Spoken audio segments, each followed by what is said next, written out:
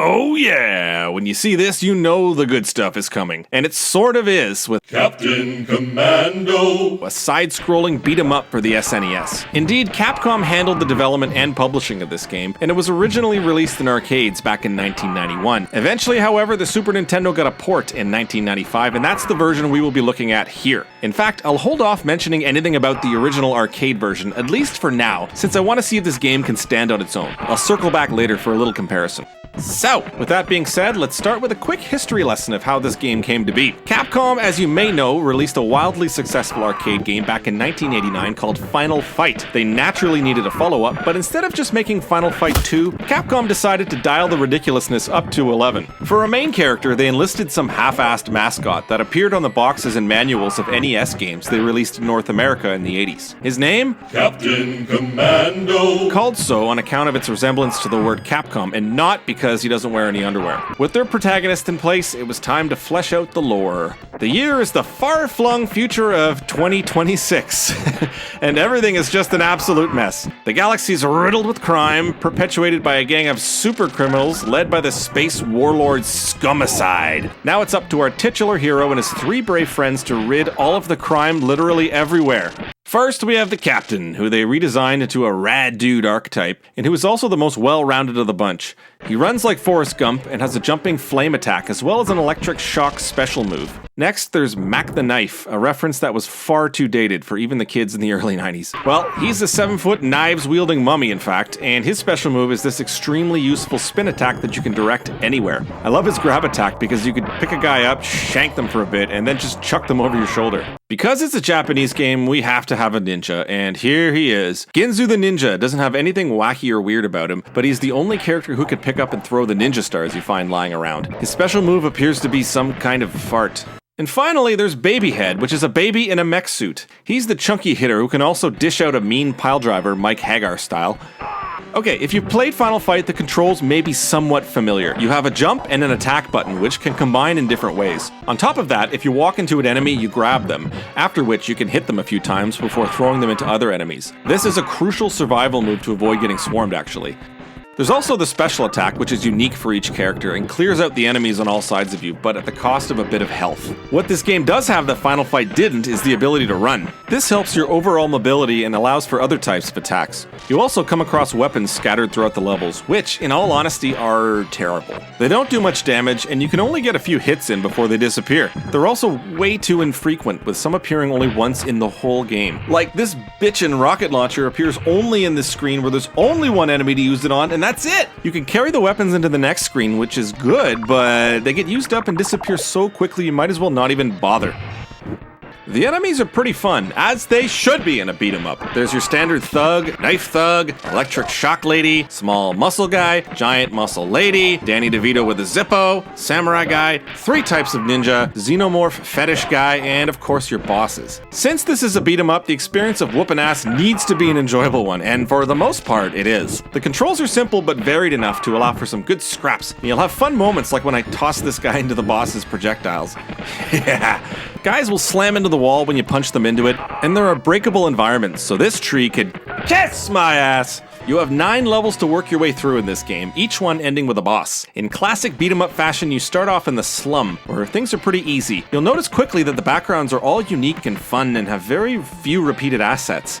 The level ends with you catching the first boss mid-bank robbery, which is honestly quite cool. Level 2 is the museum, and I have no idea why you need to go there, but it involves crashing a caveman exhibit. Level 3 is the ninja house, because apparently fighting crime involves taking out those pesky ninjas. Level 4 is the circus.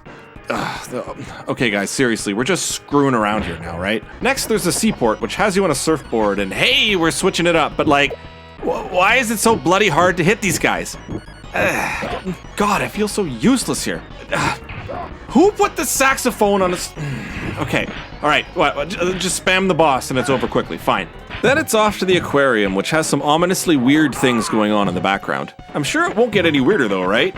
Nope! The next level is the underground base, and look what's going on in the background here. That is some real dystopian assembly line THX 1138 shit right there. After a battle with a guy who actually looks like a commando, you're on the enemy spaceship. The boss here is a guy who turns into clones of the main character, which is a trope I always enjoyed in old games. The final level, Callisto, is probably the weirdest. You appear to be in some space junkyard where oil is being pumped from the ground, and hold up, now we're taking an elevator up to what appears to be cocktail hour at the Oasis. And here we have some robo sugar daddies and a picture of Jesus? At least you know your levels are amazing if they're grabbing more attention than the actual fighting itself. Your final confrontation with Scumicide is in his weird sanctum that has a pipe organ for some reason. He's suitably last bossy looking, but you know the drill. Beat him and you beat the game. Have I covered gameplay enough? Good, because I want to talk about the graphics. Well, I already covered the art design of this game by talking about the bonkers backgrounds, but it bears repeating. These levels look so cool, and I'm so curious about the world that's being built here. From a technical standpoint, the game looks good, with the sprite work you'd come to expect from Capcom. The bosses are nice and big, and we get a decent amount of animation frames per character. But there are some sloppy things, like this monotone background, or the fact that your shadow doesn't seem to change whether you're standing up or you've fallen down. In terms of music, the soundtrack here certainly is something. Lots of thrash metal vibes without much melody and a disproportionate emphasis on the drums. It's as if the composer really dug old Metallica but thought it needed more Lars. And here, can you even make out what's supposed to be happening outside of the drums?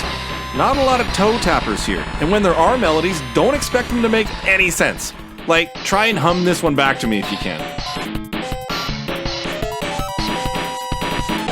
However, there is one certified banger in the repertoire, and it's the enemy spaceship music. Yeah, man, that's the stuff. But really, it's nice they have lots of music, including unique tracks for each boss, but what's the point if so few of them are memorable? The sound effects don't really need to be mentioned because they are very basic and also compressed like crazy, but at least the punch sounds are good and crunchy. They get the job done, but no more. So, should you go out and seek out an original copy of Captain Commando for the SNES? Well, there are a few things to consider first. For one, this is a 45-minute playthrough, tops. You can certainly grow bored of this game in less than 24 hours. However, it does have a two-player mode, which, in my opinion, pumps up the value of a game considerably. And it plays quite well with a second player, with no added lag or graphical issues. The second player can just drop in at any time, but be warned, you guys are sharing continues. Finally, if you want to pick up a loose card of this game, it's gonna cost ya. As of this writing, you're looking at upwards of $180 USD, which, for a 45-minute game, equals exactly $4 per minute of enjoyment. Math don't lie, folks, and this might be too high a price for what you're getting, especially when the arcade version is already available for cheap on every modern console. So, speaking of the arcade version, let's have a look at this thing just for fun. What do you say? It was released 4 years earlier, so it can't be that much better, right? Are you ready? Are you ready? Bam! Yeah, just a little bit more robust, huh? Screw the SNES version, you may be thinking, and you may be right because the differences are pretty extensive, and I'll go over them one by one, so pull up a chair. The obvious one we could start with is that the graphics are better. The sprites are larger, more colorful, the backgrounds pop a lot more, and there are more frames of animation. You could also play 4 players instead of 2, changing this from a hangout to a party. We also have far more enemies on screen, so it gets pretty chaotic. You want more? Okay, there are mech suits in the game. Yep, both you and the enemy can ride in a variety of mech suits, which means if you choose Babyhead, you could technically be driving a mech suit that's driving a mech suit. How about more weapons? Not more varieties, but far more appearances. Like, there's a new palette-swapped enemy named Dick, who's always carrying a weapon that you could steal from him. There are more crates lying around too, which means more weapons. Combine extra weapons with the extra characters on screen, and boy does this surfboard level look a lot less lame. I'm not done yet! Did you know the SNES version is censored? Yep, in the arcade game, when Ginzu kills an enemy, he straight up cuts them in half. And Mac's knives do this thing where they literally melt the flesh off the enemy's bones. They even made a custom animation for when the Mac clone in level 8 kills Babyhead by melting his mech suit, thankfully leaving the baby intact. More? Okay, lightning round. Enemies can burn you to a crisp. This guy is way more dynamic. This lady spits green gunk. These ladies are wearing less clothes. You see the monster transform. These boys are having a dart. The monster drops barrels from the ceiling. You see this guy blow up. You fight these two at the same time. You get unlimited continues. Scumicide shakes your ass. And there's minor voice work by a guy who sounds like he's yawning. Captain Commando. So yeah, just a little bit better. Now you know why I didn't show you this first. And if you pick this up in the Capcom Beat 'em Up bundle, you get online multiplayer, as well as a bunch of other great games like Final Fight and King of Dragons. But now, and I hate to do this, we have to switch back to the SNES version. Alright. Yeah, it's a compromised version of Captain Commando. But let's look on the bright side. We do get a 2-player mode, which is more than you could say for the Final Fight port. You also get every level, every background graphic, every character, every enemy, every weapon, and every piece of music from the arcade version. And let's be honest, you were thinking this game was looking pretty good until I showed you the arcade version. So on its own merits, Captain Commando. for the Super Nintendo gets a 6.8 out of 10. Solid 2-player gameplay, extremely entertaining visuals, but just a bit too short and pricey for me to recommend. Have fun.